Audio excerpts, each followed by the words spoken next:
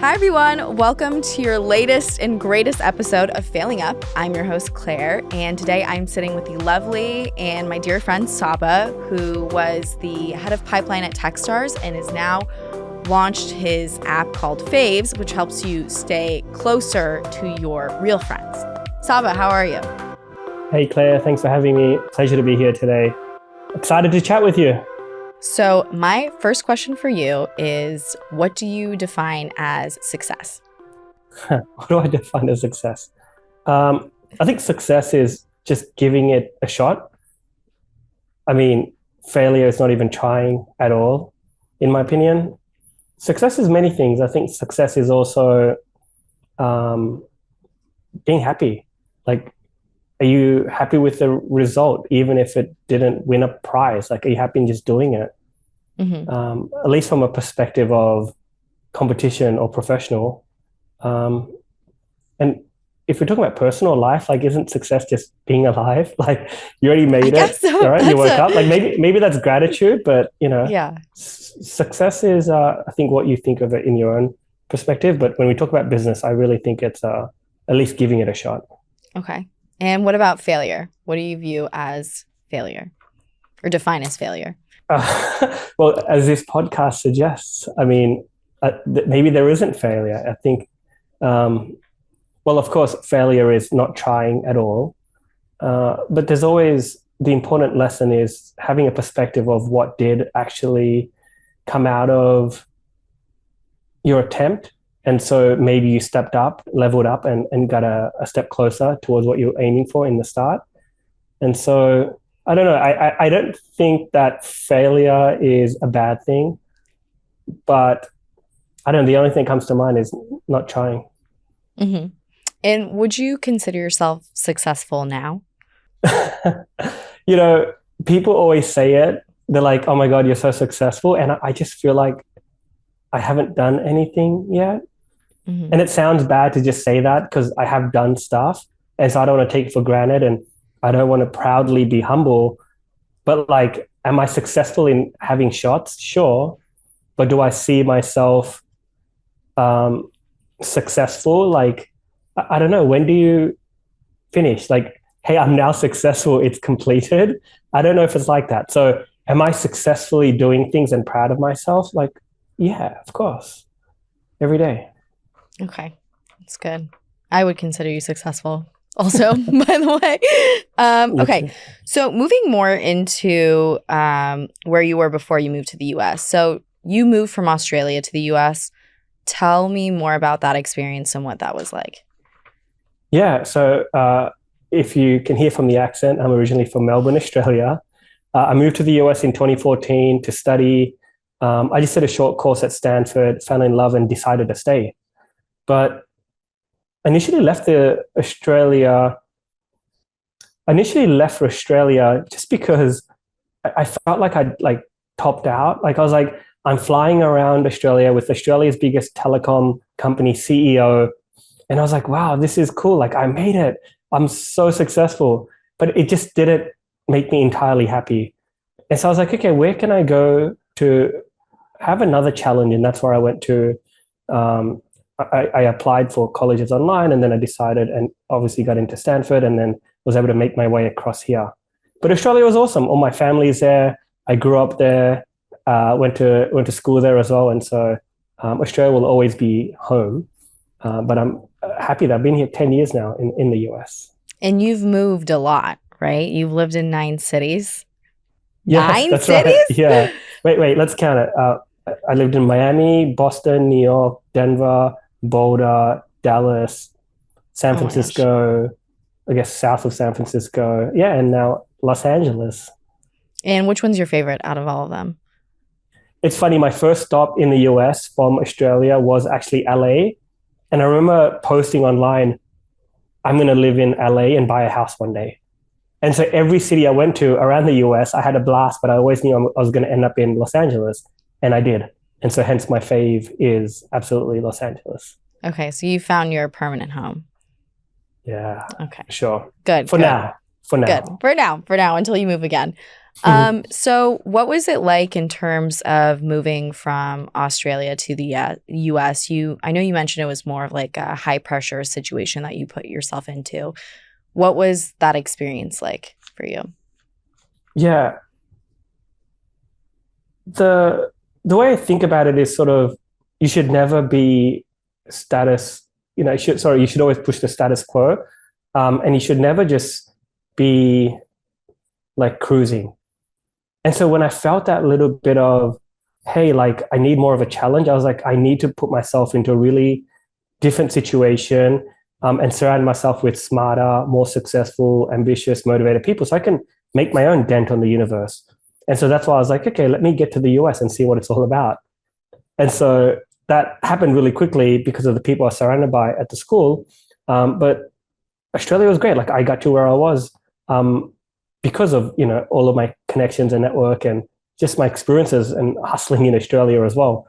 But, I kind of feel like it took me a while, but then, I'm somewhat successful again in the US, and you could probably put me in a different country, and I'll probably be able to do it again, but maybe faster. Like it took me a few years to do it. So the first time it took me, 25 years, then it took me 5 years. And so the hope is that I can do it faster. And so there's just something about it where I just love being put under pressure and being challenged. And I think that's when a lot of people do the best work as well. So when I was talking to you earlier, you had mentioned that the move from Australia to the US led to you feeling pretty lonely at times. Tell me more about that. Totally. I mean, when I first got to the US, I didn't really know anyone. A handful of people that knew people that knew people that made introductions. But I moved around a lot, right? And so every city I went to, I met a few new people, and then I lost touch with them. And then went to another city, got close to a couple of people, and then lost touch with them. And so long term, it was kind of like, I'm alone, right? Like I had my friends back in Australia, but the time zone difference made it hard to stay in touch and talk every day. And so I got lonely. This is kind of why I came up with the idea for Favs as well, right? Like for someone who travels a lot or is a nomad, or maybe goes to college and then goes to a different city, like you can feel moments of like, who do I reach out to? Who are my real closest friends? And so, yeah, I definitely put myself into a situation of like moving around a lot and then eventually feeling like, where do I fit in? So how did you end up finding the balance to that, I guess, being able to more consistently be in contact with people? It took a while, but like I started Faves last year for that reason, because it's like, I just want a reminder to stay in touch with my friends. And there wasn't a good way to do it. Like social media kind of did it if you maybe accidentally happened to come across someone's post. But at the time, I didn't know that it was a problem until like 5 years later. I'm like, oh, wait, what happened to Adam? Oh, what happened to John? Wait, why don't I talk to Lisa anymore? And then I was like, well, I just lost touch and I was a bad friend. I did a bad job of that. And so I was to blame myself for that. And so I think that's part of why I'm so passionate about what I'm building now. But it definitely took me a while to realize that. But when people are going through it, they don't realize what the issue is. And I'm like, oh, I have a lot of free time, or I'm not having fun, but why is that? And so I think that's part of it. Yeah. Have you heard of the US's loneliness epidemic? That the US is increasingly lonely. Well, people all over the world are increasingly lonely. So I think there was a survey that they took, someone took last year, and it said that loneliness had increased like 20 to 25% in the last 3 years, especially amongst teenagers, which is interesting because we're actually more connected than ever, right? I mean, you have more social media, you're friends with Facebook, you're friends with people on Facebook that you haven't spoken to in like years. My middle school friends who are now married and pregnant and have kids. And yeah, we're more connected than ever, but it feels like we're also a lot more lonely than ever. Yeah, I did a post the other day actually about that. I said, is social media connecting or disconnecting? And what do you think? Which I think is, well, you see people walk around the streets. Like, I don't know if you've been on a train lately or on a plane and talk to the person next to you, headphones in and just swiping away, right? Yeah. It's totally, it's disconnecting from the real world, connecting with your virtual world, in my opinion, which isn't always a bad thing. You might be messaging important people, but in most cases, you're kind of disconnecting from where you are right now. And I think that there's a little bit of bad in that, isn't there? Yeah, yeah. It's funny that I think of that same question for meditation. Is meditation connecting or is it disconnecting? And so you could argue for both sides, meditation and social media. But we know that these days, the more we connect to devices and social platforms, the more disconnected we are from actually what's happening. Which is why children are not just lonely; the suicide rates are higher than ever before. Yes, yes. Have you seen what's that documentary about social media? I forgot what it was called, but it's a documentary on social media, and it showed the rate of women with eating disorders. Sorry, not women, kids with eating disorders. Yeah. And also the suicide rate, especially amongst men and boys, has increased substantially. So Yeah. wait, I watched also, one called The Social Dilemma. Social dilemma. Social dilemma. Yeah, that was one. Yeah. But also backtrack for a second. Meditation is considered isolating, you said? No, is meditation connecting or disconnecting? Which one is it? You tell me. I don't meditate. I have too much anxiety to meditate. Well, you know the famous saying, if you don't have time to meditate for an hour, you should meditate for 2 hours. Okay. Which I think is really powerful. And it's kind of the same lesson here, which is some people meditate to disconnect from the world. Other people meditate to connect with themselves. And so it's both. Like there's no answer to this question. And so the same goes with social media or technology. You know, for some people it's connecting, for some people it's disconnecting. But going back to the core premise of what you started the question with, like people are more disconnected with each other than ever, and they're more connected to their screens with whatever's going on. And I think that's really bad and what's making us all feel lonely, you know? I think strangely enough, though, I think maybe it's people in the younger generation, but I feel like a lot of us are feeling so lonely that we're trying to go outside and meet as many people as possible. Like I've become strangely obsessed with networking events. And I think it's because over the past couple of years, especially because of COVID, I have felt a lot more isolated. And you see a lot of these event companies, these communities, run clubs in New York are popping off. And I think it's because a large part of people do want a sense of community. You've hit on something perfectly applicable here, which is you went through the journey to realize that you might be feeling these ways and you've readjusted it. Mm-hmm. But the kids don't know that. The kids are growing up in their living rooms on their iPads with the TV as a second screen, not playing basketball or kicking the football around like they used to. That's the thing. So we are smart enough and old enough to realize that there's an issue there, but that's what the problem is, that it's this younger age. Anyway, getting into the thing that I study all the time. So do I know there's a loneliness epidemic? Yes, absolutely. And that's what we're trying to solve for as well, you know? So speaking of what you're trying to solve for, let's talk about Favs, your newest app. Tell me the story behind that. Yeah. So Favs is an app for your real friends only. So there's no brands, there's no ads, there's no influencers. You just add the people you most care about and get updates about them. To me, it's sort of like, imagine social media without all the noise that wasn't the things that you followed. That's what we've created. And so we launched in the App Store yesterday after a year and a half of aggressive testing. And we feel good about where it's at and just excited to get this out to the next, 100 million people.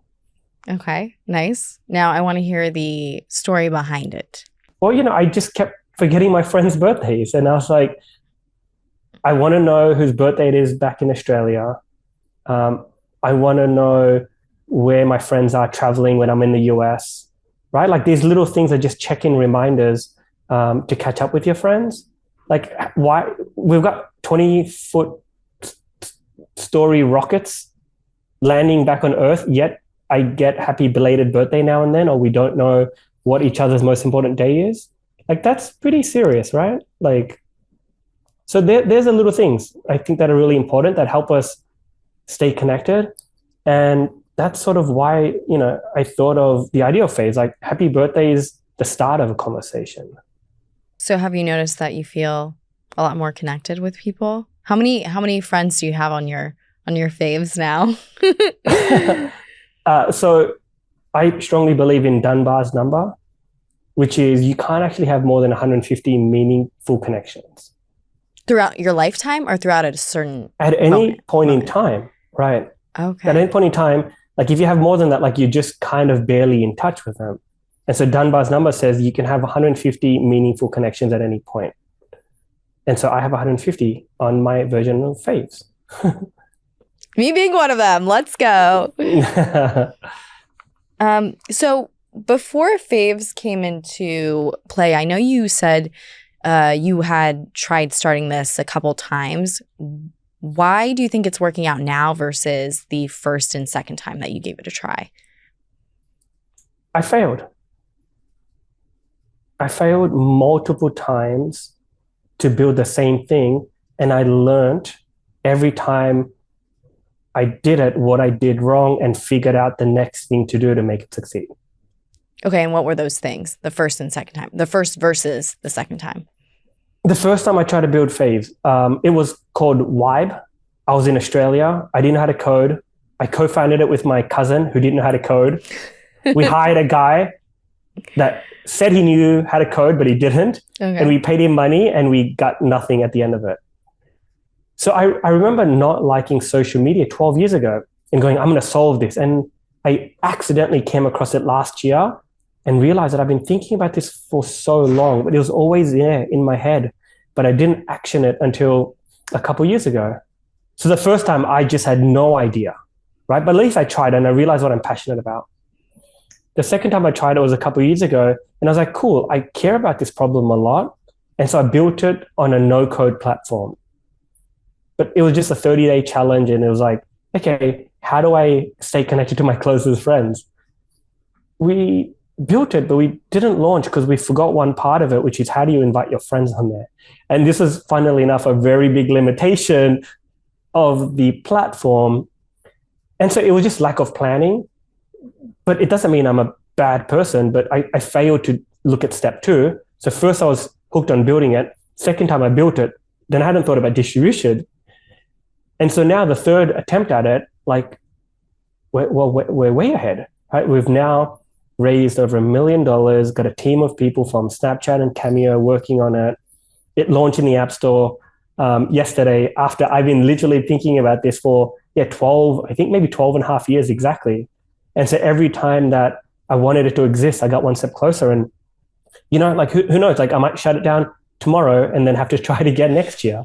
Hopefully not, because I think we've figured out all the problems that we've had, but we're going to get new problems, right? Yeah. We're getting closer towards it. Like I care about it so much that we will find a way for sure. Okay. And you said you're waiting to see the data on the number of users until how long? Yeah, I think 7 days. Okay. Right. It's sort of like, who cares how many people come to your nightclub in the first hour? If they all leave, then it didn't really matter. So you can't tell people the next day you had 1 million people at your nightclub. Point. Yeah. And so it's sort of like, give it some time, right? Like, yeah. I think there's a little bit of less anxiety there for founders too, right? Like, we spent 1.5 years on it. Like, reward yourself, right? Go have a drink or a nice sushi and like, just wait for the things to fall into place, right? And then if they don't, then you start doing the next thing. So too early to share any numbers, but so far we're really, really happy with everyone that's joining and inviting their friends. It's surreal just seeing all the pins on Faves in the back end just connect. And I'm like, wow, we're making the world smaller. Like it feels good. Yeah. And I think it's definitely a good way to make people more connected. Before you started Faves, you were at Techstars, right? And you were a partner at Techstars? I was the head of pipeline and sourcing. Okay. It basically meant I did a lot of growth and marketing to get founders to learn about Techstars and encourage them to apply. And so I was on the team that helped pick 500 companies a year to invest $100,000 into basically every year. And how did that experience prepare you to start your own company now for the third time? That's so funny.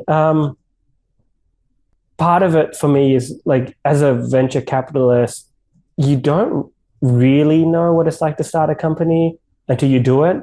And like, even though a couple of years ago we had another company, a lot of things weren't as applicable to us doing it again in today's world, with today's market, with the people out there now and the talent.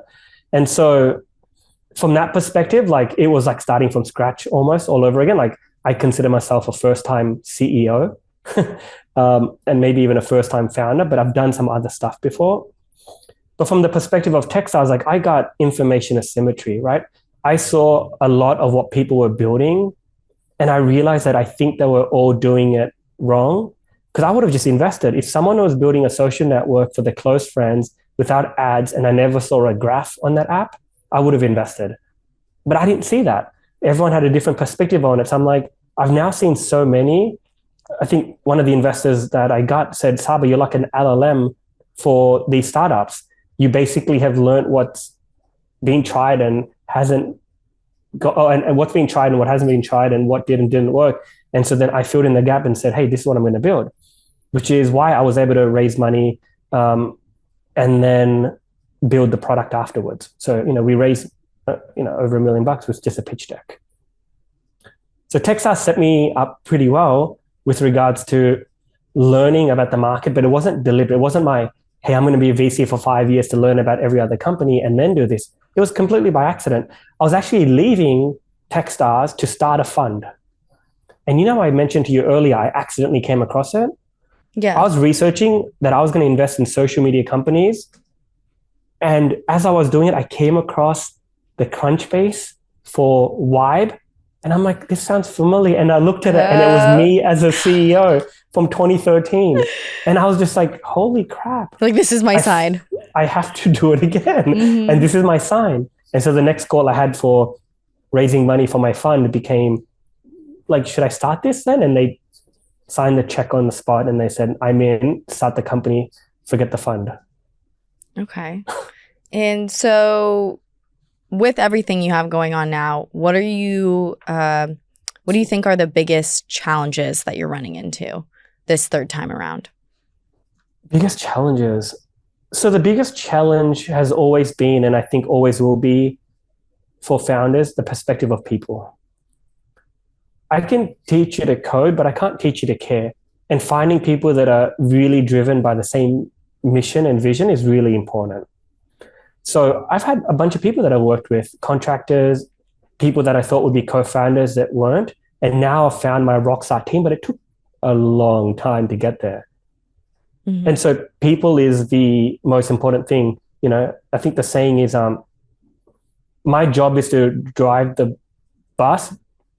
No, let me say that again. For me, the most important thing is to get all the right people on the bus, right? I can't be doing everything. And so it's about getting people who complement my skills. That's really important. So that's the biggest thing to think about. The second thing is distribution. In today's world, you can't build a product and have distribution as an afterthought. Like, hey, I've got this thing. Does anyone want it? It has to be built in organically. And I think a lot of people need to think about it from that perspective too, which is like, who are you going after, why, and how you're going to do it? And so we built it in. It's actually in our name. We're not an app for everyone. We only want you to add your faves, which might be 5, 10, 15, or 20 people. We found actually on average, people care if you said, who do you really care about? And you actually go through it in an exercise, it's 65. If I said auntie, uncle, cousin, neighbor, siblings, in-laws, right? The people that have made an impact that you said, I want to really stay in touch with you forever, it ends up being about 65. And so that's what we consider your faves. Mm-hmm. And so distribution is a big thing, and people. Okay. Are you happy now with the outcome and what you're doing? So, asking if you're happy now is the same as success. I'm always gonna say yes. I love what I do. I wake up going, I cannot believe I get to have this lifestyle. I get to get paid for it, and I'm gonna do it for the next forever. Mm-hmm. 100%. All right, that's good. And if you could tell yourself something from 15... Wait, I totally did that question. I need to redo that. If you could tell your younger self something from 15 years ago, what would you tell yourself? Whenever I do talks at universities, I often tell the students you're going to need to find people to work with one day, and you're going to regret it like me if you don't find those people around you right now. There's no other place that they can find people similar age, similar location, maybe lifestyle and interest if they're in the same course. Like if you're looking for co-founders or people to build stuff with, do it at your school. And so I wish I was a bit more social at my school. I kind of just did my own thing, and I was like, damn, I could have found my team earlier that I worked with for the next decade. But I don't have that story of, hey, I've known these guys for forever. I met my co-founders on LinkedIn. It worked, but it took a long time. And so that same rule can apply to people in work. Like if you work with a couple of people, or you work in a corporation, or you're in banking, like find out who the A+ players around you, take them out for dinner or lunch every now and then, and just keep them in mind to be like, if I ever start something, you'll be the first person I call, right? Yeah. Or I would work for you. Like figure that out. I think it's really important to sort of recruit before you need to actually build the team, for sure. Yeah. I wish I always had people in college telling me how important network was, but I didn't really listen. And now I see it's literally not about what you know. It's about who you know. Yeah, that's right. Mm-hmm. I think network gets it's too general. Like, hey, it's about who you know. I wish someone specifically said, the people around you, you will either hire them or they will hire you. You pick now. And so then it's way more actionable to go, oh, I get it. All right, let me impress them, or let me try and interview them now. Right. So when people say it's about your network, it's sort of like not how can I use them and what's a transaction, but it's sort of like, how will we work together in the future? And so the most important thing is who you partner with. Right. So super important. Okay. And my last question to you would have to be, what is your favorite quote and why? My favorite quote. Okay, the first one that comes to mind is, this is probably bad. I should have a better one and be a little bit more classy, but no, it's okay. You can't fly like an eagle if you're surrounded by turkeys. Okay, let's dive into that. What does that mean? I mean, it's similar to what we just talked about, right? With the network. Mm-hmm. It's about who you surround yourself with. And so if you put an eagle next to turkeys, it won't fly. It won't realize that it can actually fly and soar through the skies. Obviously in that scenario of an early age. And so you have to sort of be around people that lift you up. This is part of why I came to the US. This is part of why I applied to Stanford and had Guy Kawasaki as one of my teachers. I was like, wow, I'm now with these people that have done amazing things. And so that's always had an impact on me, because, you have to be surrounded by the right people, if not be the person that people want to be surrounded by, for sure. Be the change that you wish to see in the world. Yeah, that too. Mm-hmm. Mm-hmm. Amazing. Well, it was so nice to have you on the podcast. Please let the audience know the best way they can reach you, the best way they can download Favs, all that fun stuff. Yeah, awesome. Thanks so much for having me. You can find me on X, my first name, last name, and then check out Favs if it sounds interesting to you. Favs, and the orange star logo on the App Store. Wait, what was the thing I helped you come up with? It was pods, right? Yes, that's right. What's the story behind that? Credits to you for that. We need to say the story behind that. The feature that you helped come up with the name for was actually pods, where when you land in a city, we call it the New York pod or the LA pod, and you can message all those people at the same time on Favs. Where every other app, you have to message people individually and find them. And so it's a great, well-used feature on Favs. So yeah, thanks for pods. Yeah, I know. We were coming up with that name when we were at a Jamba Juice, I believe, in Los Angeles. So, yeah. But yeah, okay. It was such a good name that it was one of the contenders for the app name as well. I was so proud of that name. Pod together. Yeah, because it was like still there. It lives on inside the app. Yeah, because we were thinking it's two peas in a pod. Pod is like a group of people. Pods make you feel safe and secure. There's a lot of meaning behind it. So yeah, super excited. Rebrand. We just launched in the App Store, but we got to rebrand it. Okay, well, thank you so much for coming on. It was lovely to have you. Be sure to follow Saba on LinkedIn, on Instagram, on Favs. Well, actually, no, don't add him on Favs because it's just for the homies. But also follow him on Twitter. And yeah, it was great to have you.